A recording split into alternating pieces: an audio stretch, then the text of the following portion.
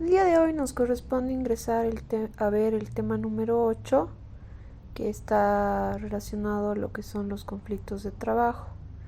Según nuestro PGC, entre los elementos de competencia está que se va a describir los diversos conflictos de trabajo para buscar una solución judicial o extrajudicial según la normativa legal aplicable.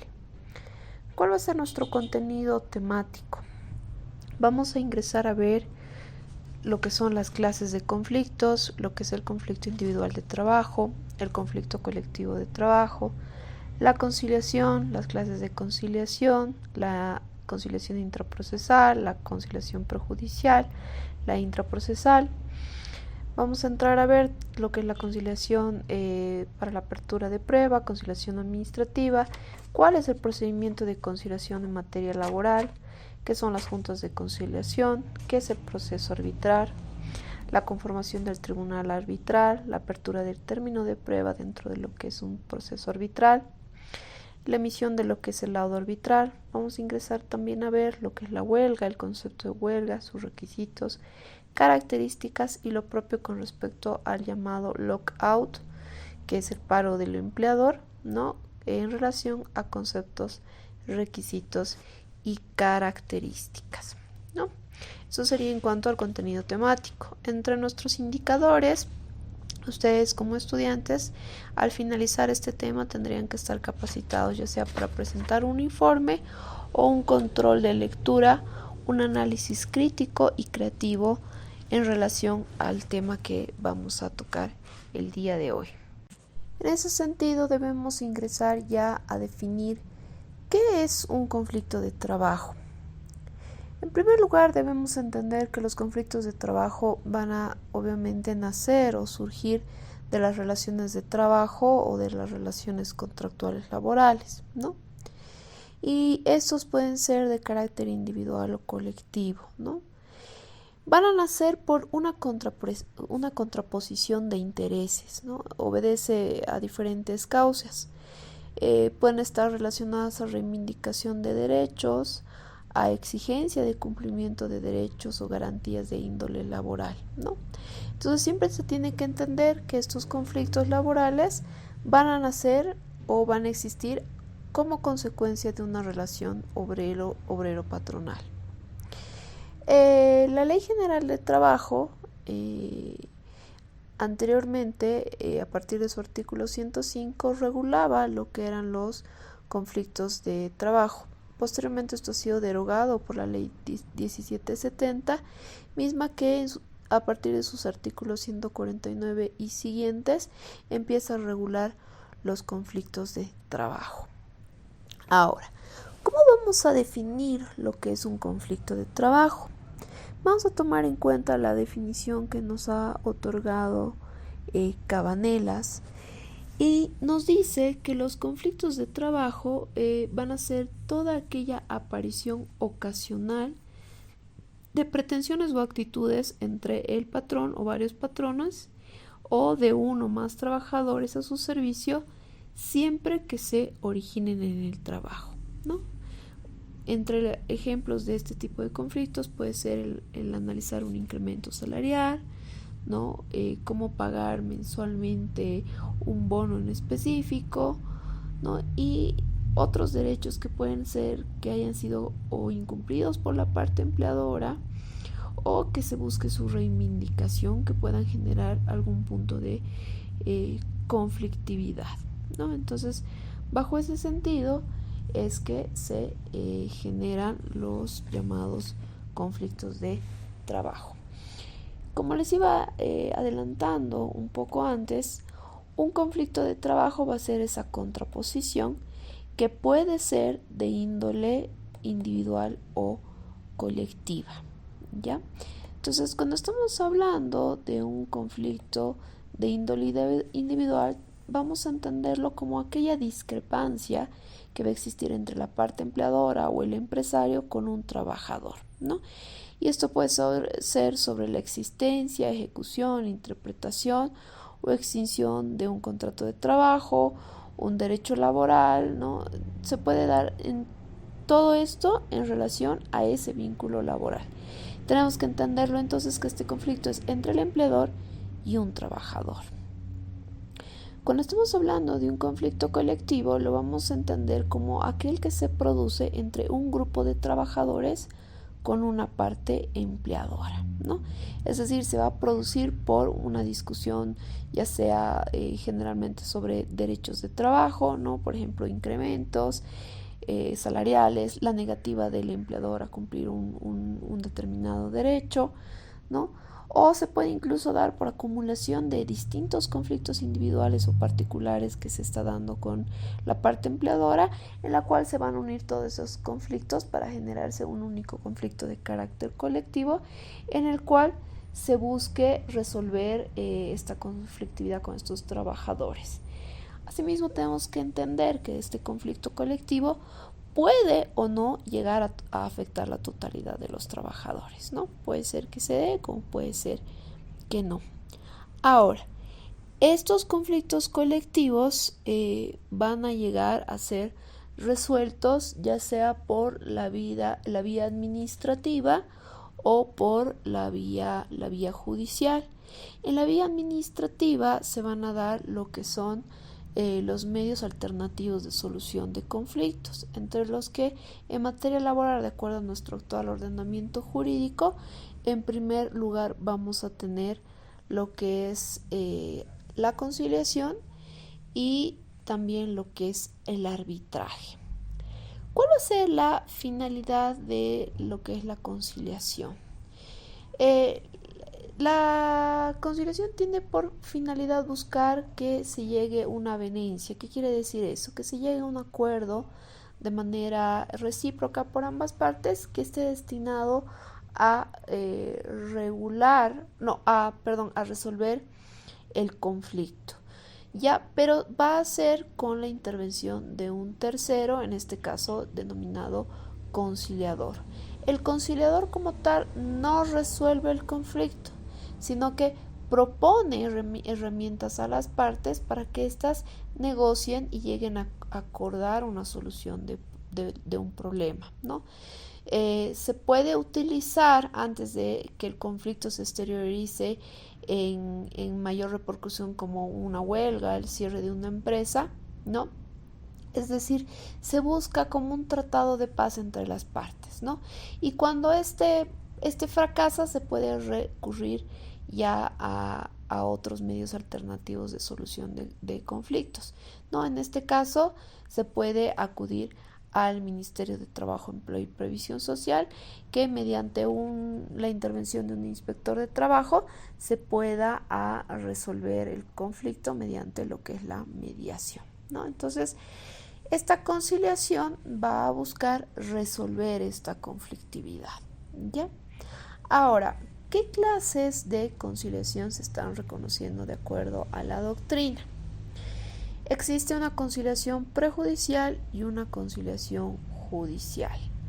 Cuando estamos hablando de la conciliación prejudicial, tenemos que entenderlas como un medio alternativo al proceso judicial. Es decir, que mediante esta conciliación, antes de llegar a un juicio, las partes van a resolver sus problemas sin tener que acudir a la instancia judicial, ¿no? Entonces, en este va a intervenir un tercero, que puede ser cualquier persona, que ayude a las partes mediante herramientas a llegar a un acuerdo que resuelva el conflicto. Por ejemplo, este acuerdo puede ser de tipo transaccional y posteriormente puede ser homologado. ¿Cómo se va a hacer? Mediante acuerdos que se firman ante inspectores de trabajo del Ministerio de Trabajo, Empleo y Previsión Social, ¿no? Ese es el ejemplo que se estaría en nuestro caso. Se firma un acuerdo y es firmado también por parte del inspector de trabajo. Ahora, va a existir también la conciliación judicial, ¿no? Esto está considerado como un medio alternativo de solución de conflicto que se va a dar mediante una sentencia, ¿no? Es decir, es una forma especial de conclusión de un proceso judicial. En este caso, un tercero va a dirigir este tipo de conclusión, que naturalmente va a ser el juez, ¿no?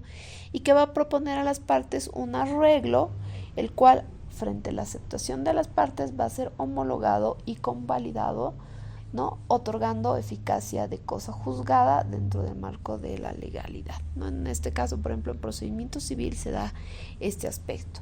En materia laboral no se está dando la conciliación judicial porque el procedimiento, el Código Procesal Laboral no lo contempla como un proceso.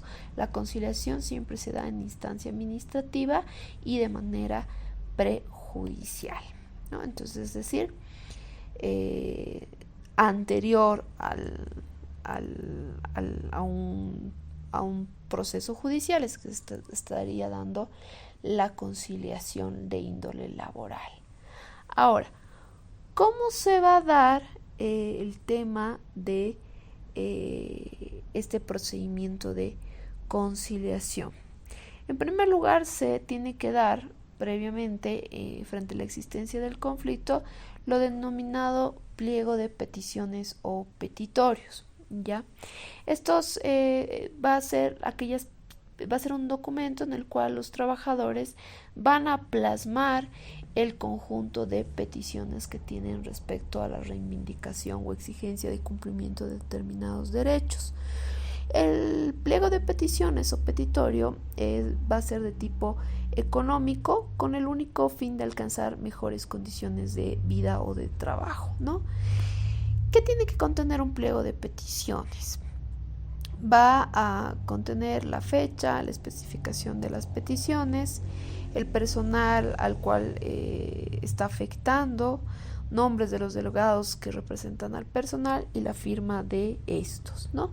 El pliego de peticiones tiene que ser acompañado con un ejemplar de un acta de asamblea y tiene que ser puesto en conocimiento ante el Ministerio de Trabajo, Empleo y Previsión Social. Esto está previsto conforme a la Ley General de Trabajo en su artículo 151, ¿no? Que establece que la presentación del pliego tiene que ser acordada por la mayoría de votos en asamblea a la cual concurran por lo menos 3/4 partes de los trabajadores interesados. Ahora, ¿cómo se va a dar una vez presentado el pliego de peticiones este proceso de conciliación? De acuerdo a lo que establece el artículo 107 de la Ley General del Trabajo, dentro de las 24 horas de haber sido recibido el pliego de peticiones, el inspector de trabajo competente va a hacer conocer a la parte empleadora el pliego de peticiones y determina que en el plazo de 48 horas las partes en conflicto nombren a 2 representantes para constituir una junta de conciliación, ¿no? Los cuales pueden ser asesorados por abogados y valerse de pruebas al momento de llevarse a cabo la junta de conciliación, ¿no? Una vez que se conforma la junta de conciliación, los miembros de esta junta tienen que cumplir algunos requisitos. Entre esto es que sean trabajadores mayores de 21 años, que presten funciones o servicios en la empresa, deben estar autorizados para conformar el pliego de reclamaciones, ¿no? Y los miembros de la Junta deben reunirse dentro de las 72 horas de recibido el pliego de reclamaciones y el inspector de trabajo va a dirigir esta Junta de conciliación con la finalidad de que se llegue a un acuerdo, ¿no? Ahora, si no se diera esta situación, se va a levantar una acta circunstanciada, ¿no? En la cual se va a especificar las causas del conflicto, llevándose el mismo conocimiento de una autoridad competente para su prosecución judicial. Ahora, ¿qué va a suceder en cuanto a la junta conciliatoria, ¿no? En este caso se va a dar cuando los sindicatos tienen disidencia con los patrones, ¿no? Remiten el pliego petitorio al inspector de trabajo, suscriben los miembros de la directiva, a falta de estos lo hacen la mitad de los trabajadores más uno. Va a existir una pronunciación de la Junta dentro de las 72 horas de recibido el pliego y la disolución de la Junta se va a dar cuando no se llegue a un acuerdo, ¿no? En caso de persistir el conflicto y no llegar a la solución de este, se puede llegar a un tribunal arbitral, ¿no? En la actualidad, ¿quién está realizando el procedimiento arbitral, ¿no? El proceso arbitral es el Ministerio de Trabajo, Empleo y Previsión Social. Y esto se va a dar una vez que haya sido fracasada la Junta de Conciliación, es decir, que en la conciliación no se haya llegado a resolver el conflicto, ¿no? Entonces recién ahí se puede ir al proceso arbitral. ¿Cómo se va a dar la conformación del tribunal arbitral? A ver, tenemos que entender primero que el tribunal arbitral va a estar compuesto de un representante nombrado por cada parte, es decir, por la parte empleadora y por la parte trabajadora. Va a intervenir el Ministerio de Trabajo, Empleo y Previsión Social mediante el Director General del Trabajo, y por su parte también participa la jefatura departamental, ya sea regional o departamental, ¿no? Y no va a existir judicatura arbitral, ¿no? Es decir, van a participar tanto la parte empleadora, la parte trabajadora y el Ministerio de Trabajo mediante su Dirección General del Trabajo, ¿ya? Entonces, la autoridad de trabajo, cuando recibe los antecedentes de la Junta de Conciliación, va a ordenar a las partes que nombre a sus árbitros, y dentro de las 24 horas de notificada a las partes deben ser nombrados, ¿no? Entonces, ¿cómo se lo va a hacer? Mediante una nota dirigida a la Dirección General del Trabajo. Y si dentro de este término las partes no hubieran elegido a sus árbitros, tanto por la parte empleadora como por la parte trabajadora, el Ministerio de Trabajo de oficio puede nombrar a los miembros y al presidente del tribunal, ¿no? Entonces, si no se llega a nombrar a los árbitros, ahí es donde se lo va a hacer de oficio, ¿no? Ahora, el artículo 112 de la Ley General de Trabajo señala que el tribunal arbitral se tiene que reunir dentro de las 48 horas de haber sido notificado a las partes, ¿no?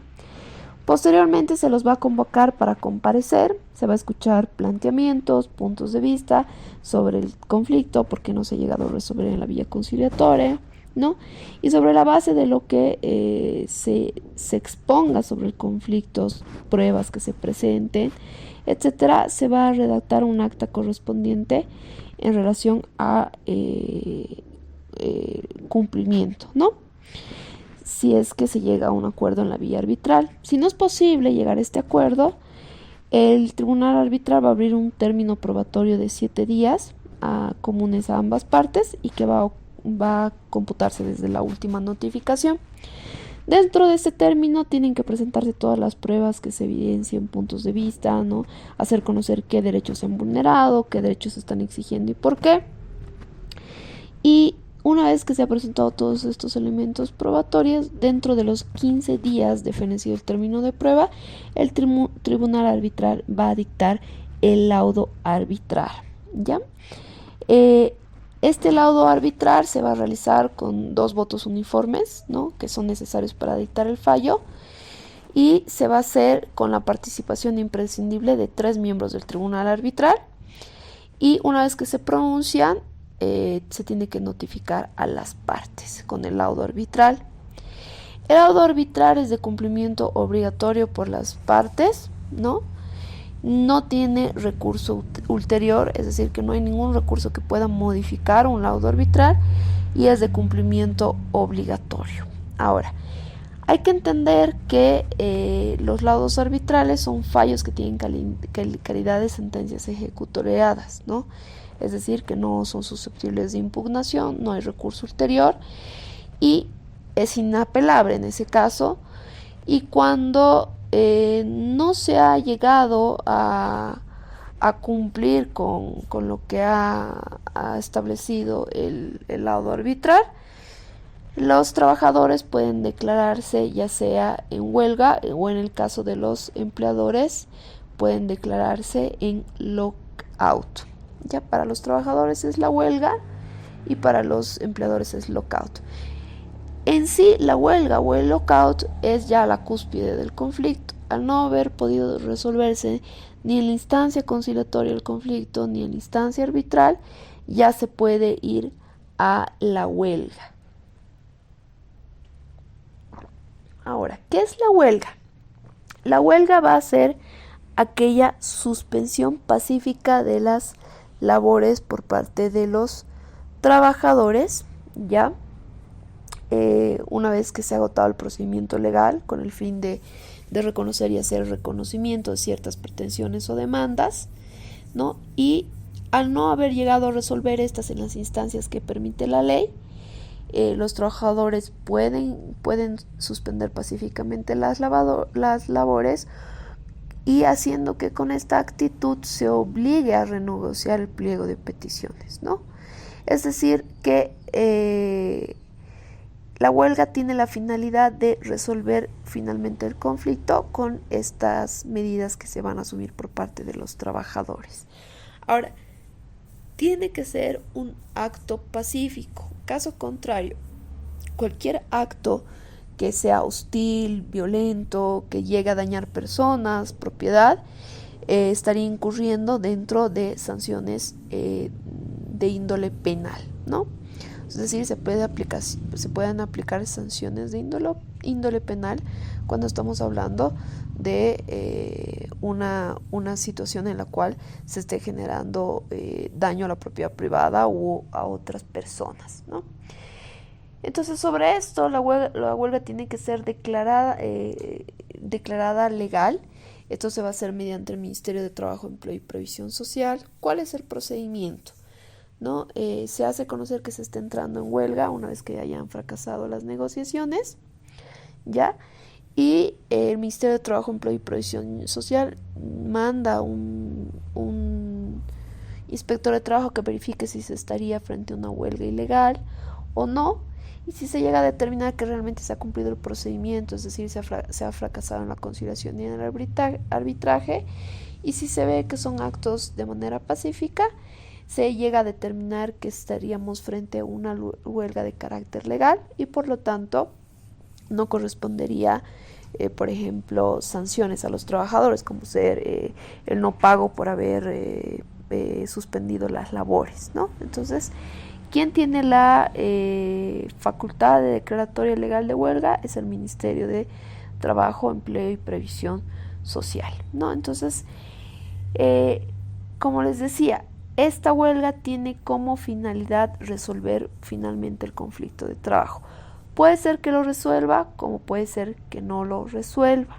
Ahora, ¿cuáles van a ser las modalidades o tipos de huelga que se estarían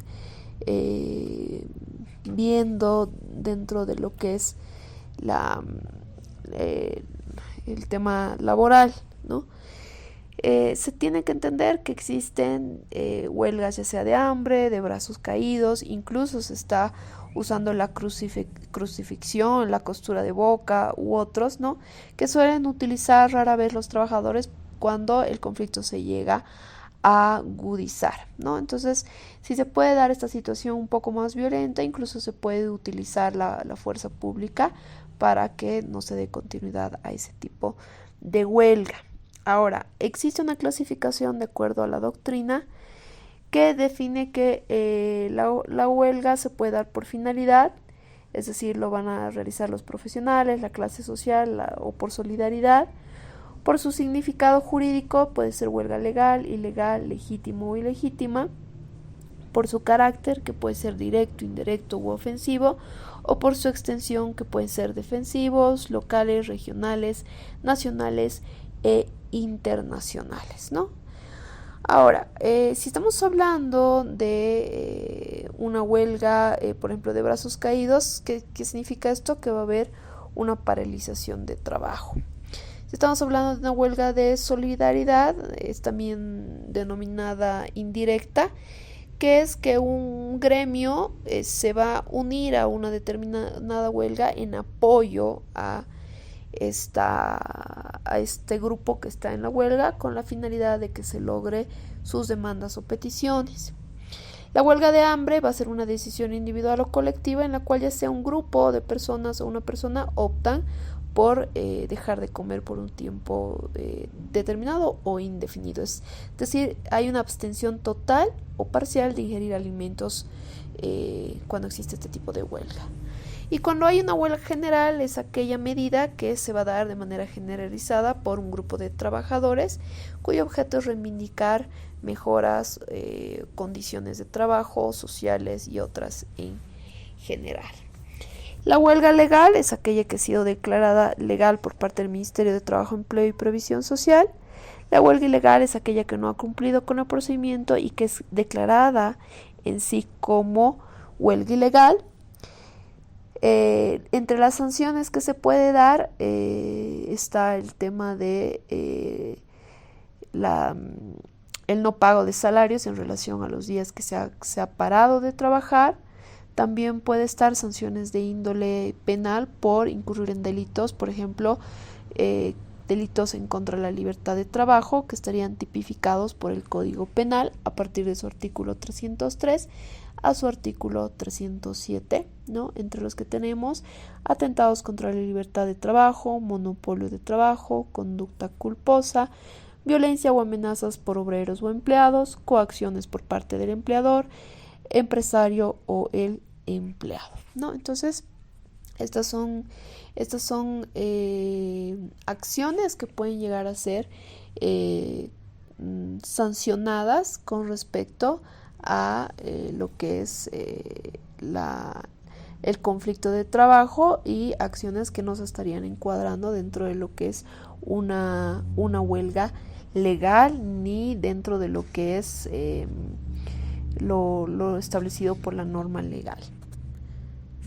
Eso sería en cuanto a lo que es la huelga, que sería esta medida que van a asumir los trabajadores.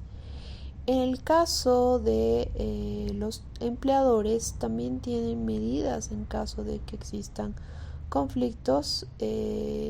Al respecto tenemos el denominado lockout, ¿no? También llamado paro empresarial, que es un recurso patronal que está inmerso en el artículo 116 de la Ley General del Trabajo.